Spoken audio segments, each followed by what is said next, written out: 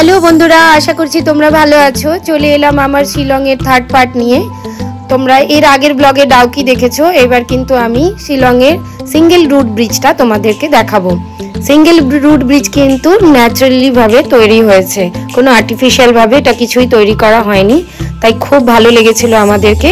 আজকে তোমাদের সঙ্গে পুরো ভিডিওটা শেয়ার করব, আর পুরো ভিডিওটা শেষ অবধি দেখার অনুরোধ রইল। তার আগে বলি, যারা যারা এখনো আমার চ্যানেল সাবস্ক্রাইব করোনি তারা অবশ্যই চ্যানেলটি সাবস্ক্রাইব করে দিও, আর নোটিফিকেশন বেলটা কিন্তু অল করে দিও।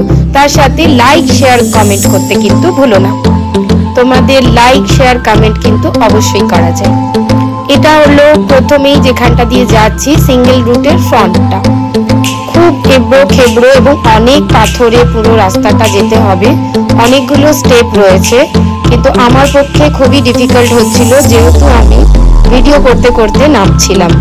এক হাতে ভিডিও করছিলাম আর এক হাতে আমি নামছিলাম। কেন?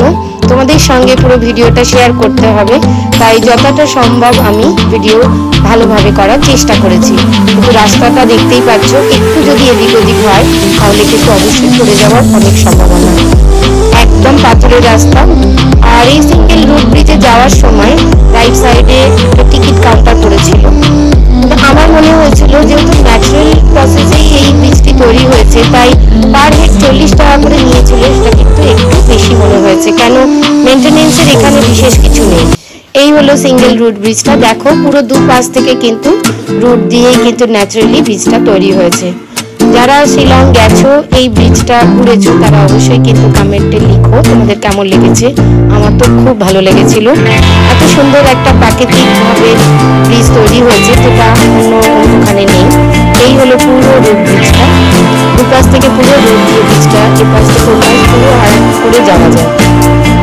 ব্রিজটা নেমেছিলাম, খুব ভালো লাগছিল। বর্ষায় এইখানে জল একদম ভর্তি থাকে, যেহেতু এটা শীতকাল তাই অতটা জল নেই, তাই নিচে নামা যাচ্ছিল। খুব সুন্দর। এটা মেঘালয়তে পড়ে। যারা যারা তোমরা শিলং ট্যুর করবে তারা কিন্তু অবশ্যই এই সিঙ্গেল রুট ব্রিজটাকে কিন্তু স্কিপ করবে।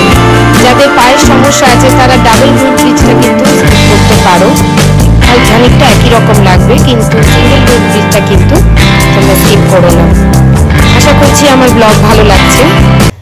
যারা চ্যানেলটি সাবস্ক্রাইব করোনি তারা অবশ্যই চ্যানেলটি এখনই গিয়ে সাবস্ক্রাইব করে দিও, লাইক শেয়ার কমেন্ট করে দিও। আসছি শিলংয়ের 4th পার্ট নিয়ে। সঙ্গে থেকো, সবাই খুব সুস্থ থেকো।